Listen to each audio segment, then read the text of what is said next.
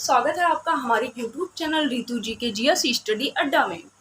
Friend, आज हम discuss करेंगे रेडियस ऑफ जायरेशन के बारे में। रेडियस ऑफ जायरेशन क्या होता है, घूर्णन त्रिज्या क्या होती है। लेकिन घूर्णन त्रिज्या के बारे में बताने से पहले हम आपको एक न्यूमेरिकल सॉल्व करके बताएंगे मोमेंट ऑफ इनर्शिया का, जो बहुत ही ज़्यादा इम्पॉर्टेंट है। कई बार परीक्षाओं में पूछा जा चुका है। तो फ्रेंड, आप लोग वीडियो को पूरा देखिएगा जिससे आपको हर एक टॉपिक अच्छे से समझ में आए। तो फ्रेंड, चलते हैं अपने टॉपिक पर। देखिए, क्वेश्चन बहुत ही अच्छा है। क्वेश्चन में हमारा क्या कह रहा है, लकड़ी के हल्के मीटर पैमाने AB पर 3 kg तथा 5 kg के भार क्रमशः 20 सेंटीमीटर व 70 सेंटीमीटर के चिन्हों पर रखे हैं। इस निकाय का जड़त्व आघूर्ण फर्स्ट 0 सेंटीमीटर, सेकंड 100 सेंटीमीटर वाले चिन्हों से गुजरने वाले तथा मीटर पैमाने के लंबवत अक्षों के परितः कितना कितना होगा। सॉल्व करते हैं। पहले हम लकड़ी का मीटर पैमाना बना लेते हैं।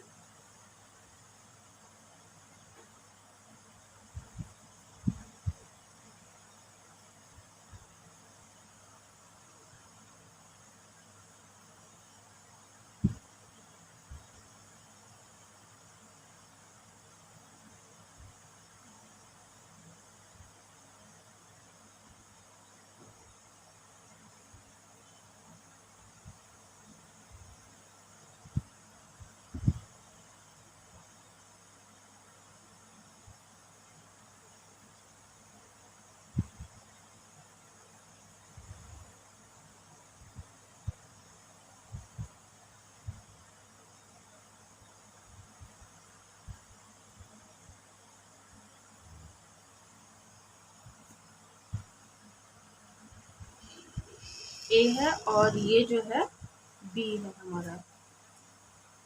ये 0 सेंटीमीटर, 20 सेंटीमीटर और 70 सेंटीमीटर, ये 100 सेंटीमीटर। 20 सेंटीमीटर पे हमारा मास कितना रखा हुआ है, 3 kg। 70 सेंटीमीटर पर कितना रखा हुआ है, 5 kg। अब देखिए, हमारा दिया हुआ क्या है, R1 इक्वल टू क्या दिया हुआ है, 20 सेंटीमीटर। इसको हम किस में कन्वर्ट करेंगे, मीटर में। तो ये हमारा क्या हो जाएगा, 20 इंटू 10 की पावर -2 मीटर। R2 क्या दिया हुआ है, 70 सेंटीमीटर। इसको भी हम मीटर में कन्वर्ट करेंगे। 70 इंटू 10 की पावर -2 मीटर। मास हमारा क्या है, M1 equal to 3 kg, M2 equal to 5 kg। तब हमारा moment of inertia I1 equal to क्या हो जाएगा, M1 R1 स्क्वायर। M1 क्या है, 3 इंटू R1 क्या है, 20 इंटू 10 की पावर -2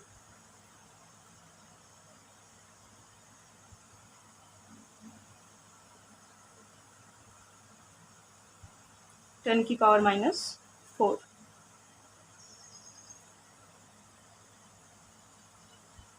टेन की पावर -4, ये आ जाएगा हमारा 0.12। इसका यूनिट क्या होता है, किग्रा मीटर स्क्वायर। सिमिलरली इसी तरह I2 equal to M2 R2 square. M2 क्या है, 5 kg है और R2 क्या है हमारा, 70 इंटू 10 की पावर -2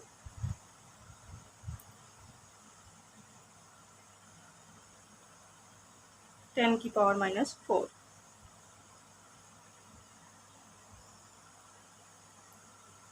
ये हमारा आ जाएगा 2450।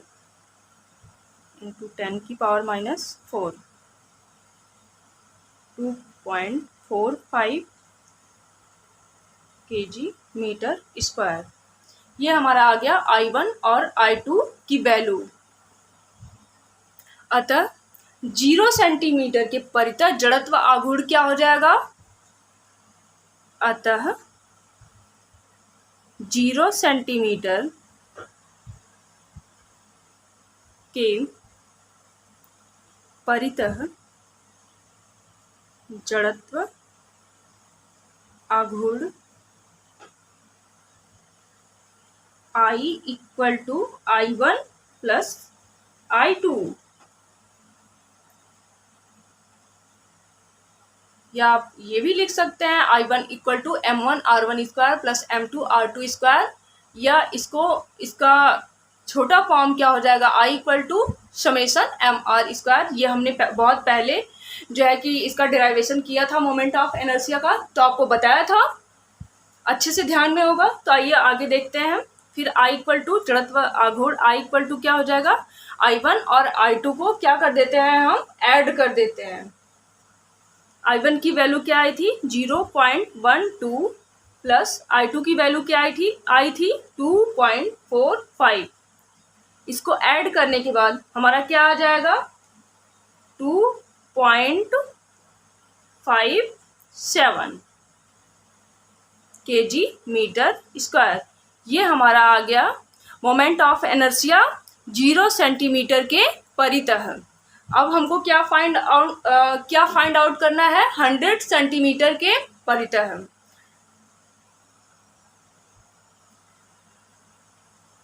अब हमको दूसरा क्या ज्ञात करना है? 100 सेंटीमीटर के परितः।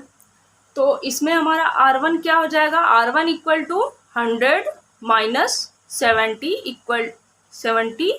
Equal to 30 centimetre. अब आपको ये नहीं समझ में आ रहा होगा कि ये हमने ऐसा क्यों किया, 100 माइनस 70 क्यों किया। ये देखिए हमने उल्टा थोड़ा बना दिया था, ऐसे रहेगा। तो आइए हम आपको समझाते हैं। तो देखिए फ्रेंड, पहले हमारा जिस एक्सिस से हमें moment of inertia find out करना होता है, पहले उसी एक्सिस पे हमारा मास कितनी डिस्टेंस पे रखा हुआ है, पहले हम वो कैलकुलेट करते हैं। तो 100 सेंटीमीटर है, तो 100 से जो हमारा 5 kg कितने डिस्टेंस पे रखा हुआ है, पहले हम वो कैलकुलेट करेंगे। तो जब 100 में से हम 70 को जो है लेस करेंगे तो हमारा क्या आ जाएगा? 30। यहाँ से यहाँ तक की दूरी कितनी है, मतलब 100 सेंटीमीटर से कितनी दूरी पे मास हमारा रखा हुआ है। तो जब हम 100 माइनस 70 करेंगे तो इसके इतने 20 की डिस्टेंस हमें पता चल जाएगी। और इसी तरह 100 माइनस जब हम 20 करेंगे, 100 माइनस 20 करेंगे तो हमारा कितने डिस्टेंस पे, यहाँ से 3 kg मास हमारा कितने डिस्टेंस पे रखा हुआ है, हमें वो पता चल जाएगा। तो यही चीज़ हम सेम कर रहे हैं। तो R1 इक्वल टू हमारा आ गया 30 सेंटीमीटर। इसको हम किस में कन्वर्ट करेंगे, चेंज करेंगे, जो भी कहिए, मीटर में। 30 इंटू 10⁻⁻² मीटर। तो यहाँ पे मास हमारा M1 इक्वल टू क्या आ जाएगा? 5 kg। इसी तरह R2 फाइंड आउट करेंगे। R2 इक्वल टू 100 माइनस 20 आ जाएगा 80 सेंटीमीटर। 80 into 10⁻⁻² metre. तो हमारा यहाँ पे मास क्या आ जाएगा? M2 equal to 3 kg। हमें उम्मीद है कि आपको ये टॉपिक बहुत अच्छे से समझ में आ रही होगी, क्योंकि हम बहुत अच्छे से समझा रहे हैं। तो देखिए R1, R2, M1, M2 की वैल्यू हमें मिल गई है। तब हम क्या ज्ञात करेंगे? Moment of inertia I1।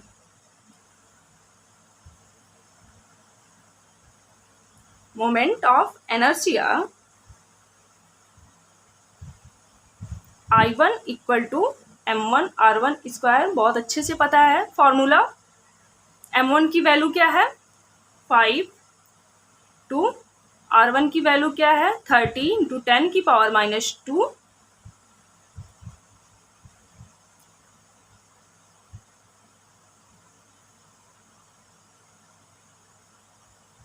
10 की power -2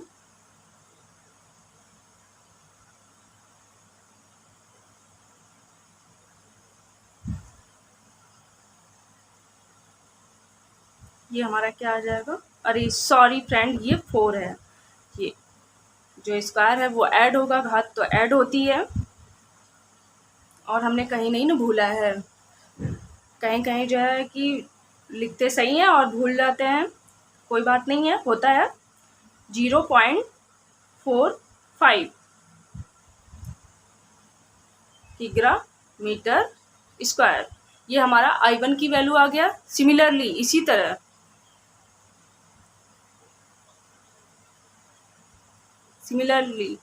moment of inertia I2 equal to m2 r2 square, हम बार बार लिख रहे हैं, इसका मतलब ये नहीं है कि फार्मूला पता है तो बताया जा रहा है, लेकिन इससे बार बार लिखने से आपको फार्मूला बहुत अच्छे से जो है कि रिपीट हो जाएगा, दिमाग में बैठ जाएगा, तो भूलने का बिल्कुल कोई चांस ही नहीं रहेगा। तो देखिए m2 की वैल्यू क्या है हमारा 3 kg और r2 की वैल्यू क्या है 80 इंटू 10 की पावर -2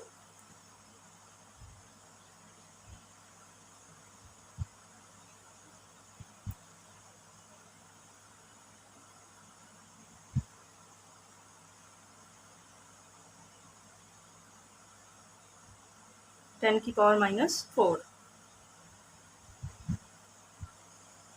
तो इसका हम मल्टीप्लाई करेंगे तो क्या आ जाएगा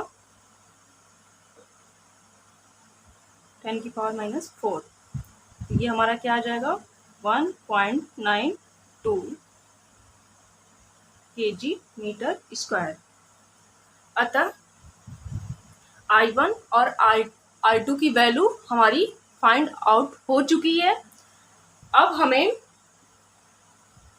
जो है 100 सेंटीमीटर के परितः जड़त्व आघूर्ण क्या है वो फाइंड आउट करना है। अतः 100 सेंटीमीटर के परितः जड़त्व आघूर्ण I equal to I1 plus I2, I1 और I2 को क्या करते हैं ऐड कर देते हैं, तो इसके परितः जो है जड़त्व आघूर्ण हमें पता चल जाएगा 100 सेंटीमीटर के परितः। तो I इक्वल टू I1 की वैल्यू हमारी क्या है 0.45 और I2 की वैल्यू क्या है 1.92, इसको ऐड करने के बाद हमारा क्या आ जाएगा 2.37 kg मीटर स्क्वायर। ये हमारा आंसर आ गया। क्वेश्चन बहुत ही ज़्यादा इम्पॉर्टेंट है, आप लोग कई बार ध्यान से देखिएगा, शायद किसी एग्जाम में, शायद क्या कंफर्म है किसी ना किसी एग्जाम में ज़रूर पूछेगा। अब हम आपको बताएंगे रेडियस ऑफ जाइरेशन, घूर्णन त्रिज्या के बारे में।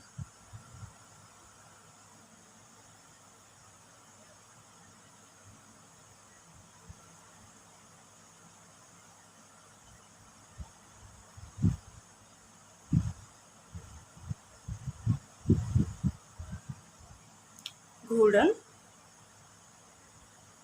त्रिज्या,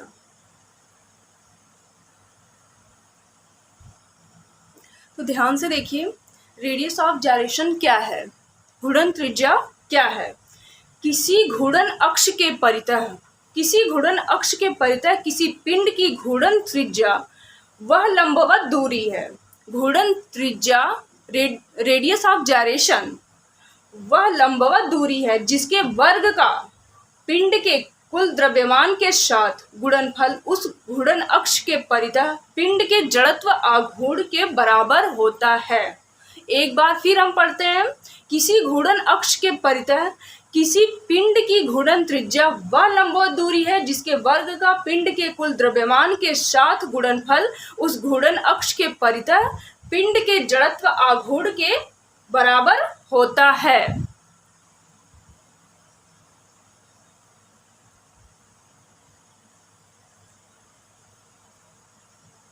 किसी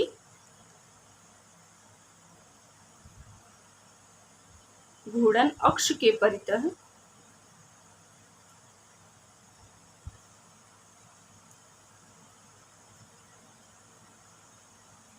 किसी पिंड की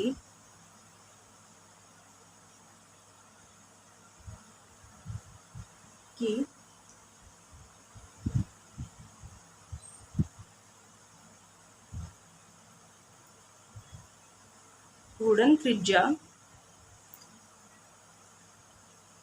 रेडियस ऑफ जायरेशन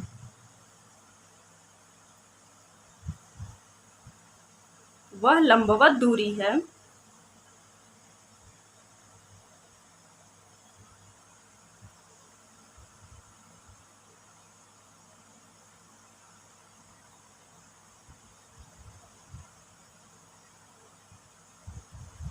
जिसके वर्ग का पिंड के कुल द्रव्यमान के साथ जिसके वर्ग का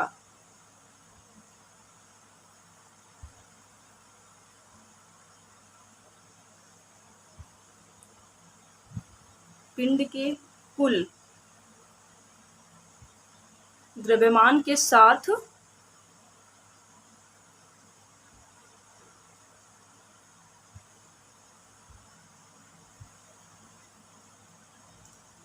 गुणनफल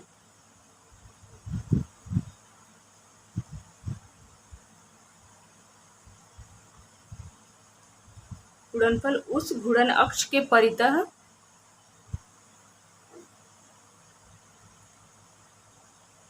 उस घूर्णन अक्ष के परितः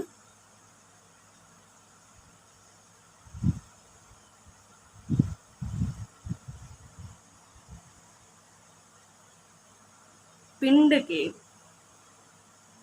जड़त्व आघूर्ण के बराबर होता है।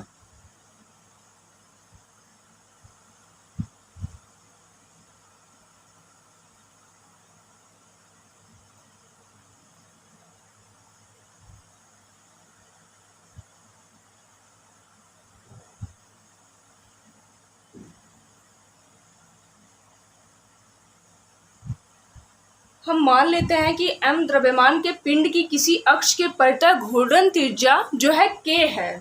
क्या मान लेते हैं?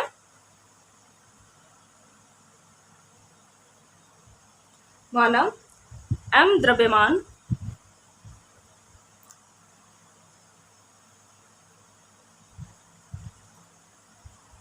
द्रव्यमान के पिंड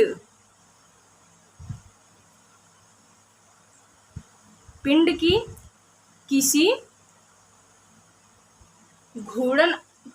अक्ष के परितः घूर्णन त्रिज्या जो है अक्ष के परितः घूर्णन त्रिज्या जो है k है।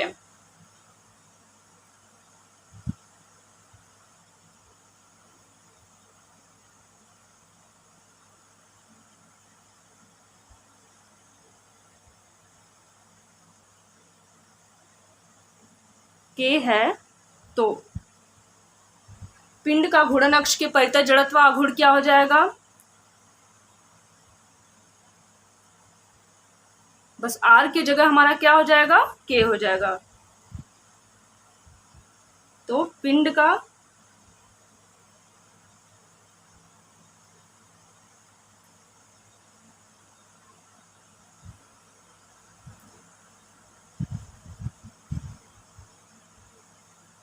घूर्णन अक्ष के परितः जड़त्व आघूर्ण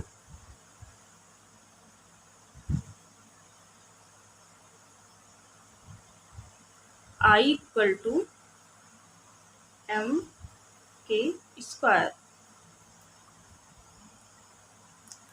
अतः पिंड की घूर्णन त्रिज्या क्या हो जाएगी? घूर्णन त्रिज्या को हमने क्या माना है? k माना है। अतः पिंड की घूर्णन त्रिज्या क्या हो जाएगी?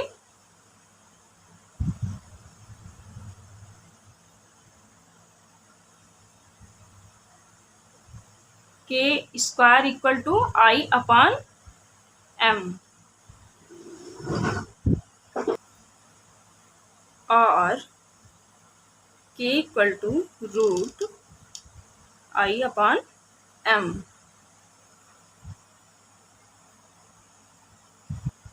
इस प्रकार किसी पिंड के घूर्णन अक्ष के परितः जड़त्व आघूर्ण तथा पिंड के द्रव्यमान के अनुपात का वर्गमूल उस पिंड की घूर्णन अक्ष के सापेक्ष घूर्णन त्रिज्या के बराबर होता है।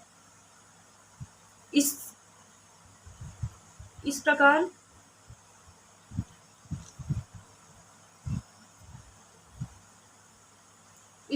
किसी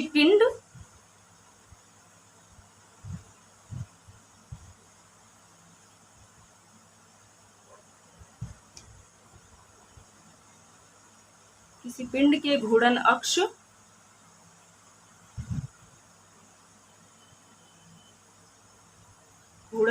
के परितः जड़त्व आघूर्ण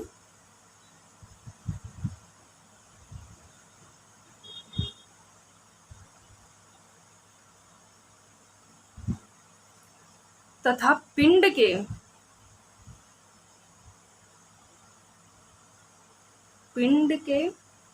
द्रव्यमान के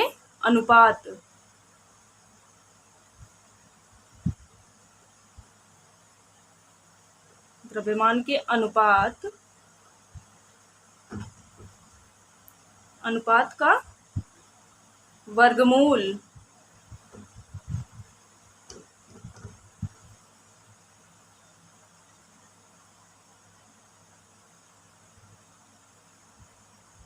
उस पिंड की घूर्णन अक्ष के सापेक्ष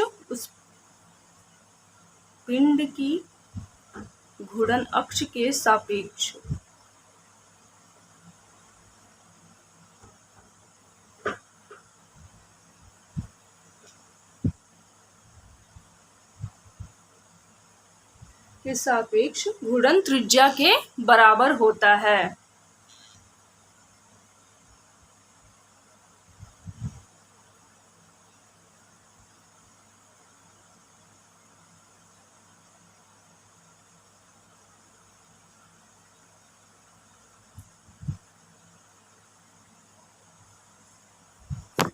और दूसरे शब्दों में हम क्या कह सकते हैं फ्रेंड, इन अदर वर्ड्स, माना m द्रव्यमान का कोई पिंड n छोटे छोटे कणों से मिलकर बना हुआ है और प्रत्येक कण का द्रव्यमान जो है m है तथा वे घूर्णन अक्ष PQ से क्रमशः r1 r2 dot dot dot rn की लंबवत दूरियों पर स्थित हैं, तब पिंड का कुल द्रव्यमान m इक्वल टू क्या हो जाएगा, m plus m plus m plus n तक।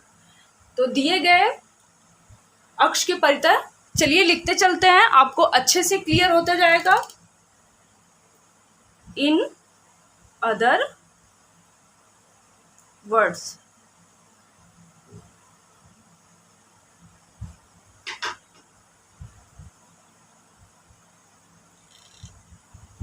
माना m द्रव्यमान का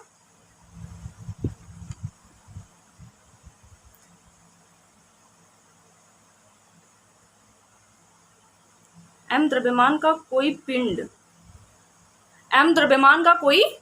है जो n छोटे छोटे m द्रव्यमान का कोई पिंड है जो छोटे छोटे n कणों से मिलकर बना हुआ है। कोई पिंड है जो n है, n छोटे छोटे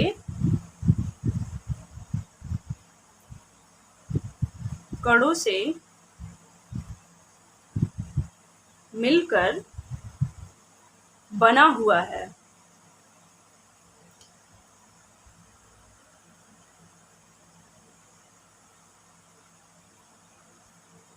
और प्रत्येक कण का द्रव्यमान जो है m है।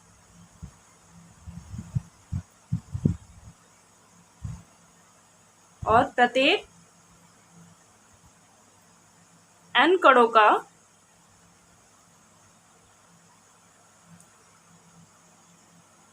का द्रव्यमान क्या है?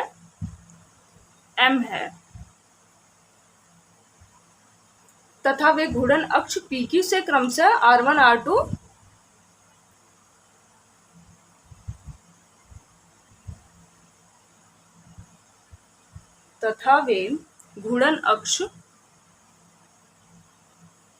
अभी हम इसका फिगर बना देते हैं, आपको अच्छे से क्लियर हो जाएगा।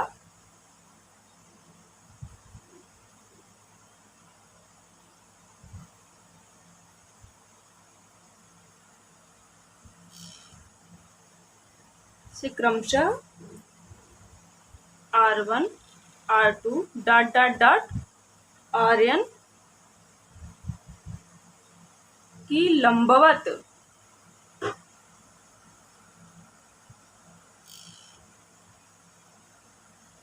दूरियों पर स्थित हैं। लंबवत दूरियों पर स्थित हैं।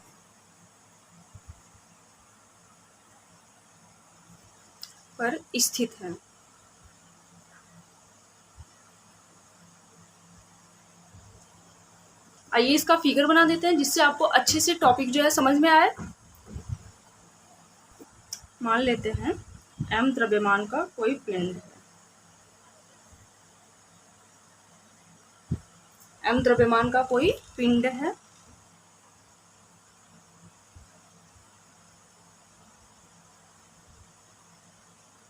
ये हमारा P हो गया और ये हमारा क्या हो जाएगा? Q हो जाएगा।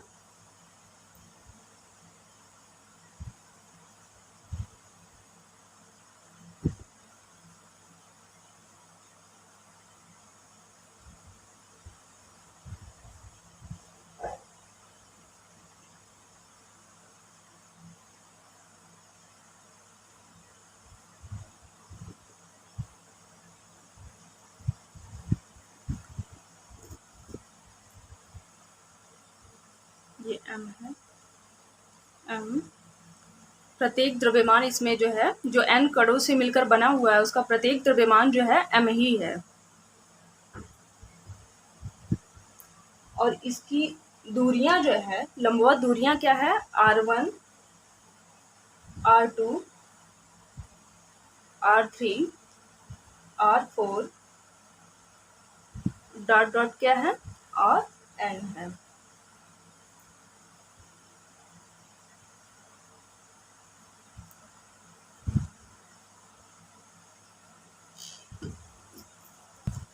अब देखिए, अतः पिंड का कुल द्रव्यमान क्या हो जाएगा? पिंड का कुल द्रव्यमान m equal to m plus m plus m plus dot dot dot m plus n पदों तक, ये n पदों तक। तो m इक्वल टू क्या हो जाएगा? m n।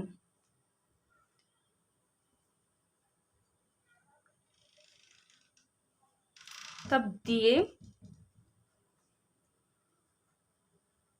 गए अक्ष के परितः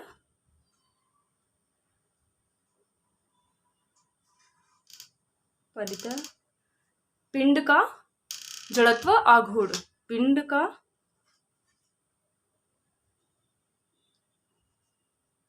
जड़त्व आघूर्ण I equal to m R1 square plus m R2 square plus dot dot dot plus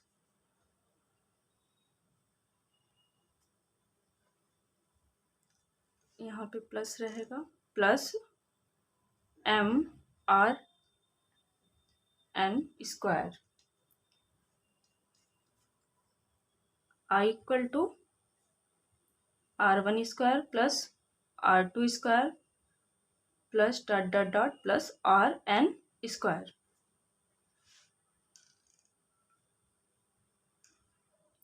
I equal to क्या हो जाएगा हमारा,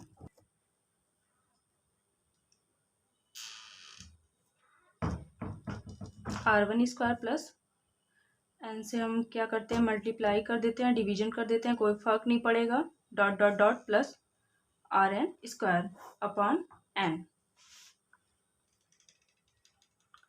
तो i इक्वल टू क्या हो जाएगा, m r1² plus r2² plus dot dot plus rn² upon n। Equation number 1, यदि पिंड का द्रव्यमान केंद्र C हो, यदि पिंड का द्रव्यमान केंद्र C हो तो उसका कुल द्रव्यमान m बिंदु C पर स्थित माना जा सकता है।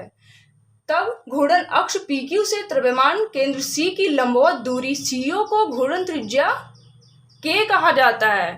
CO को घूर्णन त्रिज्या K कहा जाता है। अतः वस्तु का जड़त्व आघूर्ण, लिखते चलते हैं, यदि पिंड का द्रव्यमान केंद्र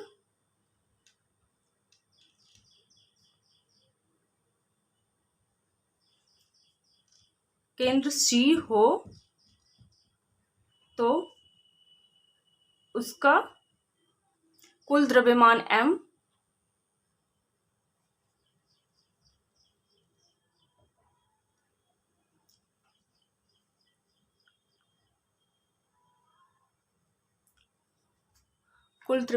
m बिंदु C पर स्थित माना जा सकता है। बिंदु C पर स्थित माना जा सकता है।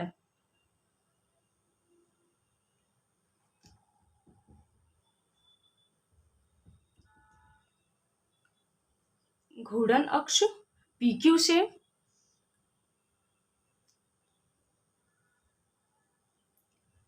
से द्रव्यमान केंद्र C की लंबवत दूरी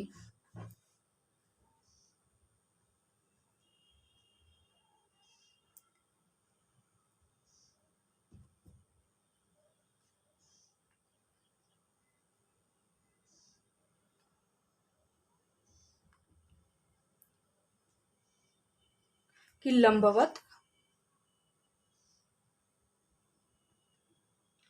दूरी PQ से द्रव्यमान केंद्र C की लंबवत दूरी CO को घूर्णन अक्ष PQ से द्रव्यमान केंद्र C की लंबवत दूरी किसको, CO को घूर्णन त्रिज्या CO को घूर्णन त्रिज्या के कहा जाता है, आपको पता ही। अतः वस्तु का जड़त्व आघूर्ण,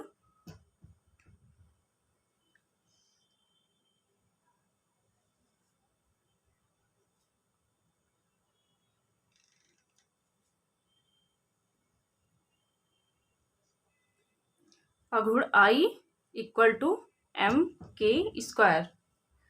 तो mk² इक्वल टू क्या हो जाएगा हमारा,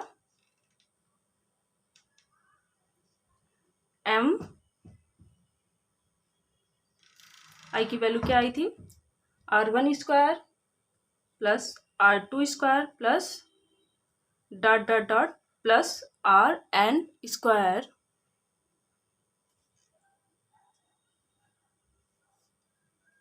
अपॉन n। इसलिए k इक्वल टू क्या हो जाएगा, ये देखिए m से क्या है, कट जाएगा। तो k इक्वल टू क्या हो जाएगा, root r1² plus r2² plus dot dot dot rn² upon n। k equal to हमारा ये आ गया, या हम k इक्वल टू क्या कह सकते हैं, दूरी वर्ग माध्य, क्या कह सकते हैं, दूरी वर्ग माध्य। और हम क्या कह सकते हैं? वर्ग माध्य मूल दूरी।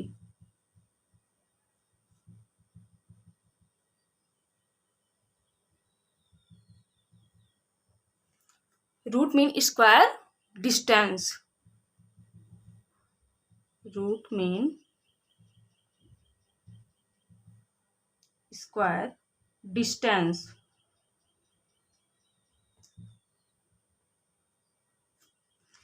के इक्वल टू हो गया हमारा। अतः हम इसकी डिफिनेशन क्या कह सकते हैं, परिभाषा में इसको कैसे व्यक्त कर सकते हैं? किसी दिए गए घूर्णन अक्ष के परितः, ध्यान से सुनिएगा, किसी दिए गए घूर्णन अक्ष के परितः किसी पिंड की घूर्णन त्रिज्या उसी अक्ष से पिंड के कणों की वर्ग माध्य मूल दूरी के बराबर होती है। देखिएगा, बहुत अच्छी डिफिनेशन है। अतः हम क्या कह सकते हैं? अतः क्या कह सकते हैं?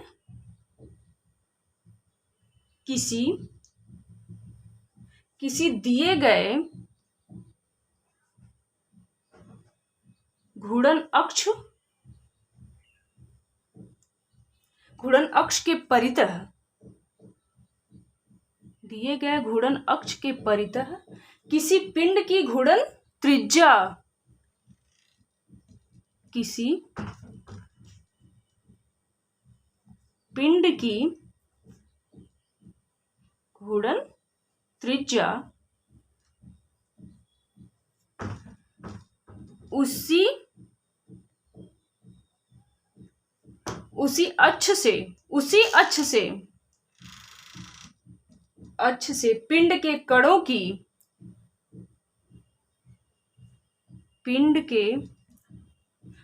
की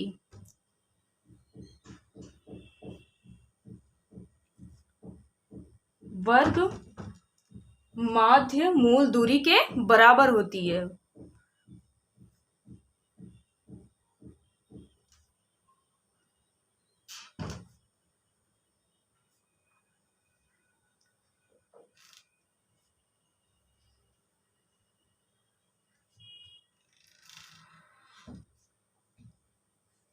ये फ्रेंड हमारा हो गया घूर्णन त्रिज्या के बारे में।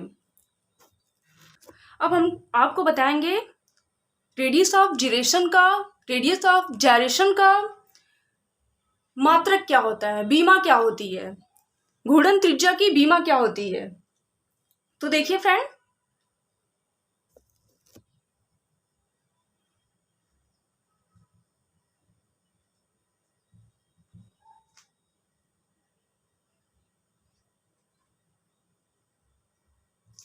इसका जो है एमकेएस और सीजीएस पद्धति में मात्रक क्या होता है। देखिए, घूर्णन त्रिज्या की जो एसआई मात्रक,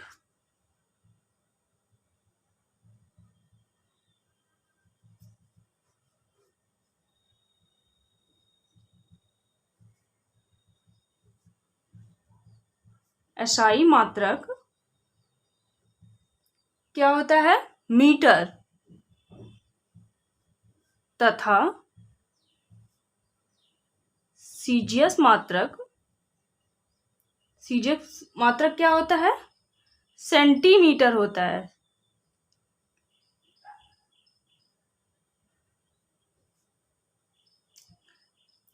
और इसकी बीमा क्या होती है? बहुत इजी है। और इसकी बीमा आपको पता ही चल गया होगा अगर आप बीमा वाला चैप्टर पढ़े होंगे। इसकी बीमा क्या होती है? एल होती है। तो फ्रेंड, कल हम आपको बताएंगे नेक्स्ट वीडियो में रेडियस ऑफ जाइरेशन का कुछ क्वेश्चन सॉल्व करवाएंगे। और आज की हमारी टॉपिक यहीं पे ख़त्म होती है। और अगर आपको वीडियो अच्छी लगे तो लाइक और कमेंट जरूर करिएगा। तो friend, thank you for watching this video.